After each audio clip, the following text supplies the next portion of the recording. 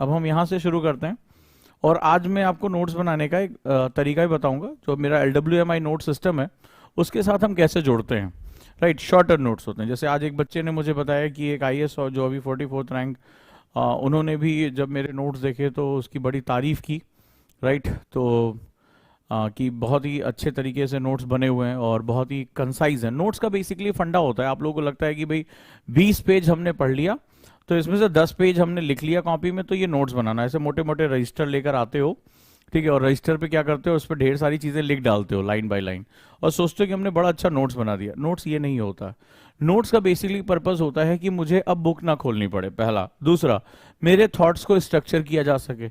और तीसरा होता है कि जो मैं क्विकली रिवाइज करना चाहूं तो उसको जो है वो क्विकली रिवीजन हो जाए।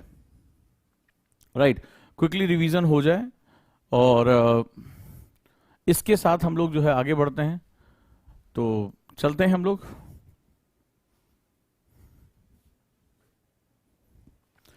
शुरुआत करते हैं। जैसा कि मेरी आदत है, हमारी क्लास में एक चीज होती है, हम जिस शब्द का इस्तेमाल करते हैं वहीं से हमारी क्लास शुरू हो जाती है। पढ़ने और पढ़ाने की ये विधा यही रही है। इससे मतलब ये नहीं तो चलो पहला चैप्टर लिखो, लगा दूसरा चैप्टर लिखो। बेसिकली हम जब क्लासेस लेते हैं तो हम कोशिश ये करते हैं कि आपको इस बारे में परिचित करा सकें कि जो हो रहा है, जो सब्जेक्ट है, वो कैसे डील किया जाएगा। और मैंने पहले भी कहा था कि यूपीएससी में इंटरडिसिप्लिनरी अप्रोच की बड़ी जरूरत होती है, यानी अंतर विषयक ज्ञान की बहुत ज्यादा आवश्यकता होती है। अंतर विषयक ज्ञान का मतलब होता है कि एक सब्जेक्ट बेसिकली कई डायमेंशन के साथ जुड़ा होता है। राइट, कई डायमेंशन के साथ जुड़ा होता है और जब तक हम उसको इंटरलिंक नहीं कर पाएंगे, यकीन मानिए आप यूपीएससी को टच नहीं कर पाएंगे। आप कोई भी एग्जाम दे लें, आप यूनिवर्सिटी के एग्जाम दे लें, कोई और छोटे मोटे एग्जाम दे लें, लेकिन अगर आपको एक्सक्लूसिवली आपका सपना IAS बनने का है, लवासना जाने का है, सो आपको सब्जेक्ट के अंदर इंटरडिसिप्लिनरी अप्रोच क्रिएट करना ही पड़ेगा। और यहीं से मेरी क्लास शुरू होती है। So let's start. हम सभी जो शुरू करते हैं तमिलनाडु और NCERT की क्लासेस को। और इस विषय पे जैसा कि मेरी आदत है, हमेशा मैं कुछ नया लेकर आता हूं। तो मैंने लास्ट टाइम अपने NCERT के बच्चों को पढ़ाया था व्हाट इज हिस्ट्री, तो वहां उनको फुटप्रिंट्स के बारे में बताया था। लेकिन हमेशा अपने बच्चों को आश्चर्यचकित करना, टीचर अपडेट रहना चाहिए। कभी भी 2 नोट्स मेरे एक साथ मैच ही नहीं हो पाते, हमेशा कुछ उसमें नया होता है। तो इस बार एक और कदम आगे बढ़ते हैं। राइट, तो चलिए शुरू करते हैं। हाँ भैया, हिंदी मीडियम में, इसको हिंदी लिखाऊंगा, टेंशन ना लो बिल्कुल भी। क्योंकि क्या है, मैं आपको बताता चलूं, आज जो हिंदी मीडियम से भी बच्चे टॉप रैंक लेकर आ रहे हैं, अच्छी रैंक लेकर आ रहे हैं, वो भी इंग्लिश में पढ़ रहे हैं। देखिए आज की डेट में बहुत कुछ, जैसे छोटा सा एग्जांपल देता हूं, एक सिंपल सा।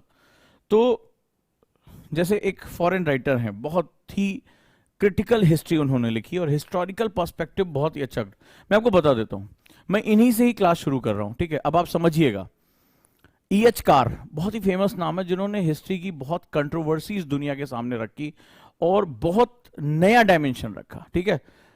व्हाट इज हिस्ट्री, इनकी किताब का नाम ही है व्हाट इज हिस्ट्री।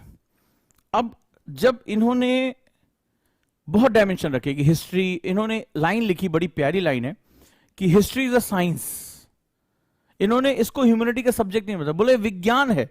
जैसे साइंस में परीक्षण किया जाता है वैसे हिस्ट्री में परीक्षण किए जाते हैं, एक्सपेरिमेंट्स किए जाते हैं। Nothing is absolute. साइंटिस्ट जब तक एक्सपेरिमेंट कर कर किसी सेगमेंट पे पहुंचता नहीं है, किसी रिजल्ट पे नहीं पहुंचता, तब तक वो कुछ भी एब्सोल्यूट नहीं कह सकता। उसी तरह इतिहास में भी तथ्यों का प्रेक्षण किया जाता है, एक्सपेरिमेंट किया जाता है। अब जैसे किसी बच्चे ने कहा हिंदी में क्यों नहीं है, जनाब तुम्हारा टीचर बहुत अपडेट है। अब जो कितने बच्चे थे जिन्होंने मेरे साथ NCERT पढ़ी है और उन्होंने व्हाट इज हिस्ट्री की डेफिनेशन पढ़ी है, आज डेफिनेशन चेंज हो गई, कुछ और नया आ गया। यही तो मजा है, टीचर अपडेट रहना चाहिए, इतना हाईली अपडेटेड कि मतलब अभी 1 महीने पहले कोई बैच पढ़ा, उसमें मैंने कुछ और पढ़ाया, अब उससे ऊपर कुछ और पढ़ा रहा हूं। तो आप अंदाजा लगाओ कि तुम्हारा टीचर कितना ज्यादा अपडेटेड है, कितना ज्यादा अपडेटेड है। तो आपको भी ये चीज समझनी होगी, आपको और ज्यादा अपडेट रहना होगा। गुरु गुड़ तो चेला शक्कर। राइट, यही इसकी सबसे बड़ी खास बात। जैसे लोग कह रहे हैं हिस्ट्री इज अ फुटप्रिंट, मैंने पढ़ाया था, बिल्कुल सही, पद चिन्हों की तरह, लेकिन इस बार और लेकर आ गया। तो इसका मतलब तुम्हारा टीचर बहुत अपडेट रहता है, ये बात तो आप जानते हो। और रुझान IAS एकेडमी का सबसे बड़ी कोर वैल्यू यही है। और आप ये भी जानते हैं कि यूपीएससी में बहुत अपडेट रहना पड़ता है, मानते हैं आप इस बात को? तो अब देखिए मजा आ जाएगा। तो चलिए, तो यहां पर घबराना नहीं है, भाषाओं पर मेरी पकड़ है, आपको हिंदी में भी लिखाऊंगा।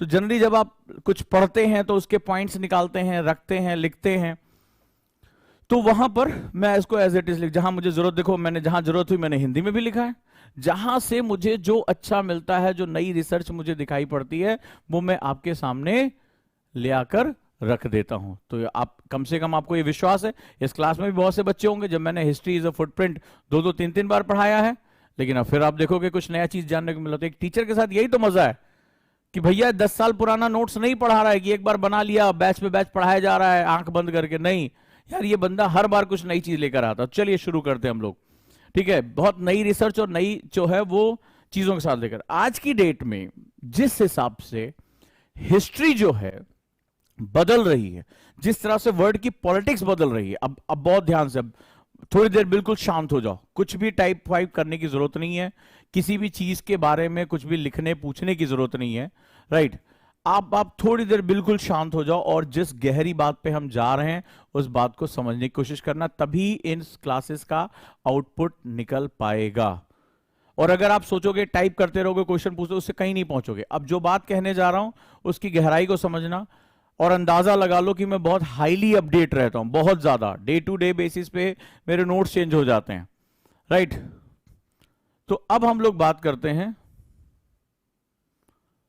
वो ये होता है, जो बात मैं कहने जा रहा हूं जरा पूरे विश्व को ध्यान से देखो, थोड़ी देर के लिए सब कुछ भूल जाओ, प्लीज सब कुछ भूल जाओ मेरे कहने पे। इस क्लास से वो लेकर जाओ जो सारे सब्जेक्ट के अंदर एंट्री करेगा। पूरे विश्व में लगातार राजनीति बदल रही है, और जब मैं पूरे विश्व की बात करता हूं तो मेरे स्टूडेंट जानते हैं कि मैं बात कर रहा हूं पेंडेमिक से पहले और पेंडेमिक के बाद। आ जाओ, अब बहुत गहरे डिबेट में हम उतरने जा रहे हैं।